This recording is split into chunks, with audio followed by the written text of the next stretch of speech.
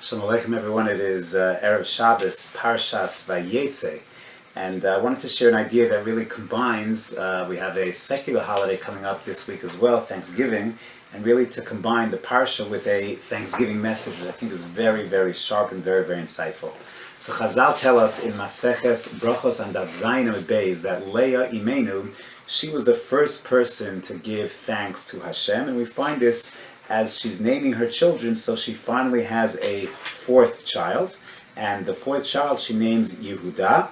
Vatar Od, this is found in Perek Chavtes, Pasuk Lamed Hey, Vatar Od Vateled Ben, Vatomer Hapam Ode Es Hashem, Al Kain Kroshmo Yehuda.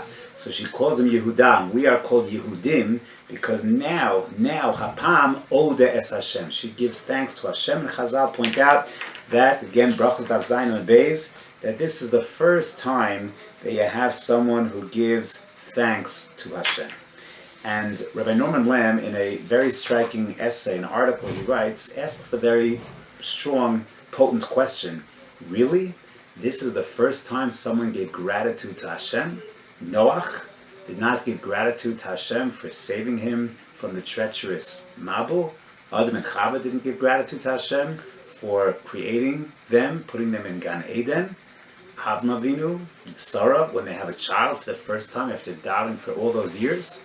Rivka doesn't say thank you to Hashem after having a child. Yitzchak, what exactly does it mean? Do Chazal mean when they say that, no, this is the first time you have an expression of gratitude to Hashem? Yes, indeed, perhaps it's the first time it's mufurish in the psukim, but the idea that no one before Leah gave thanks to Hashem, what exactly is the idea? So Rabbi Lamb suggests there are two types of thank yous. There is one type of thank you which he describes as a social courtesy, as good manners, as what he would call a social currency, a quid pro quo, a social gesture.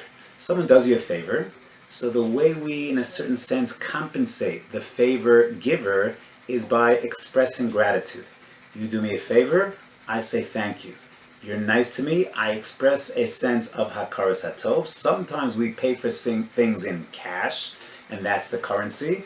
And sometimes we do so with a sense of gratitude. And in fact, if we didn't give gratitude, then there would be something very, very off, very fundamental. We'd be taking something, receiving a favor without a sense of gratitude. There'd be something very, very off-putting by that. That is one aspect of thankfulness. It is a tip for services rendered. It is impersonal.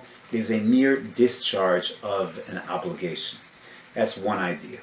But then there is a more fundamental type of thanksgiving, a more fundamental type of thankfulness. It is not merely a payment for a service performed, but rather it is a stance in life. It's an approach in life. It's a total aspect of a personality. It's deeply personal. It's profoundly human. It says that my stance in life is one of thankfulness, where I go ahead and I recognize that so many people, God, my parents, my siblings, my friends, my boss, so many people are doing for me, and it puts me in a posture of thankfulness. This perhaps was the chidush of Leah. Because when we look at how Leah names her children, so Leah, we know, her Eine Leah Rakos, her eyes are soft. She cries. She's unhappy for good reason. Either she was, as Chazal say, as Rashi tells us, she was destined to marry Esav, or she was indeed the second wife. Yaakov's first love was Rachel. And look at how she perceives herself in her, as she's naming her children. She has a first child, and she names him Reuven. And why does she call him Reuven? That perhaps she will be observed, Reu be'onyi, that my pain, my suffering will finally be understood, will finally be realized. Ra'ah Hashem be'onyi, my impoverishment will be realized. She has Shimon, and she says, wow, I'm going to call him Shimon, ki shama Hashem ki snua anochi. I am hated. She has Levi, She calls him Levi. Hapam, maybe now, Yilaveh Ishi Elai. Maybe now my husband will accompany me. She's living a life that's reflecting, again, the Pshuto Shemikra, tremendous, tremendous frustration. She sees herself as a second, as impoverished, as hated, as despised. Maybe now my husband will join me. And then something shifts. Something very, very big shifts. She has her fourth child. And she says, I'm changing my attitude. I'm changing my approach. Hapam, this time, Ode es Hashem. No one owes me anything. And look what I have. I have 4 fantastic children. I have a husband. I have a life. I'm not owed anything. A shift in attitude. Hapam Ode es Hashem. And now look what happens. Everything changes for Leah. And Leah, at the end of the day, with this shift, this is her turning point, and it's a dramatic turning point. And all of a sudden, everything changes. She ends up having 6 children. Half of the Shvatim come from Leah, and not just any children. She has Sheva Levi, so Cohen and Levi comes from her. Moshe Rabbeinu, Aaron come from her. She has Yehuda, Malchus Yisrael, Malchus Beis David, Mashiach comes from her. She's going to be buried in Maras Machpelah. Her everlasting burial place is right beside her husband Yaakov. Striking. The Beis HaMikdash will be built in her chelek. The chelek of Yehuda will be part of where the Beis HaMikdash is located. It's an amazing thing. It's an amazing thing. She started her career crying, but ultimately with that shift, everything in her destiny radically changes and changes for the better. And she becomes the Ima that is with Yaakov in the Kvura, Maras Machpelah, 6 Shvatim, Shevet Cohen, Shevet Leviah, Malchus Yisrael, Mashiach, Ben David, all emerges from Leah.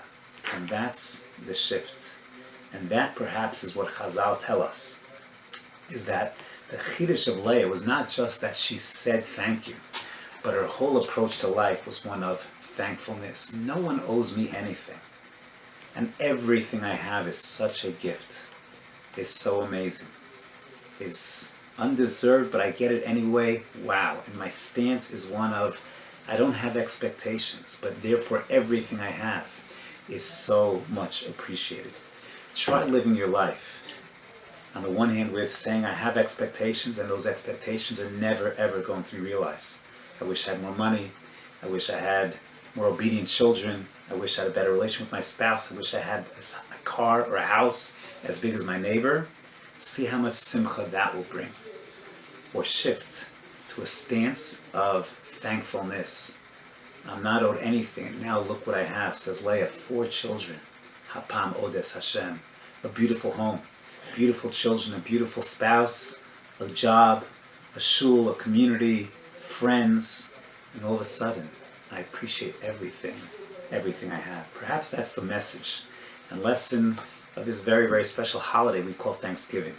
And the Thanksgiving message, perhaps, and again, the message much more important than Thanksgiving is the message of Leah, is the message that not just a day of our lives, but how to live life in general. The way we live life is the way we wake up every single morning. I don't take it for granted that I'm up and alive every single morning. The first word out of my mouth every single morning is Modeh Ani. It's not Ani Modeh.